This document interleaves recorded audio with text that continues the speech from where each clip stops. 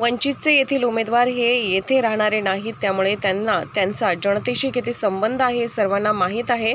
मवियाकडून वंचितला जागा देण्याचा प्रयत्न झाला आहे, पण त्या जागा नाकारल्या गेल्या। वंचित बहुजन आघाडी ही भाजपची बी टीम आहे। वंचित बहुजन आघाडीच्या उमेदवाराला मत देणे म्हणजे भाजपला मत देणे हे निश्चित आहे।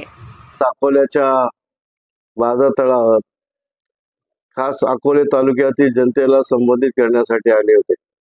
सगळा तर आपण तुम्ही सांगितलेली आहे, अत्यंत उत्साहामध्ये, भर उन्हामध्ये, उन्हाताणामध्ये पठार भागातून, आदिवासी पट्ट्यातून जनता मतदार आले होते आणि सर्वांनी अत्यंत म्हणजे स्टेजवरील सर्वांना एक कुतूहल होतं आणि कौतुक वाटत होतं।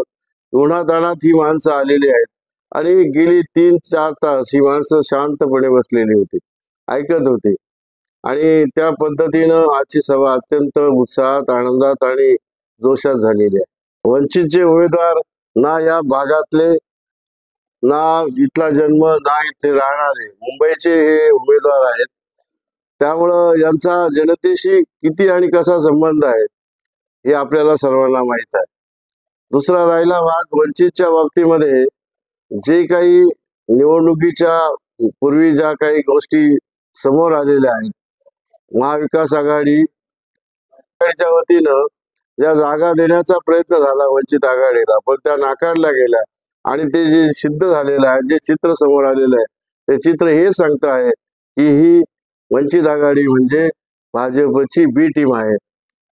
म्हणून वंचित आघाडीच्या उमेदवाराला मत देणं म्हणजेच भाजपला मत देणं अशा प्रकारचं निश्चित झालेलं आहे। त्यामुळे माझी विनंती राहील की हे मत आपण वाया घालवू नये।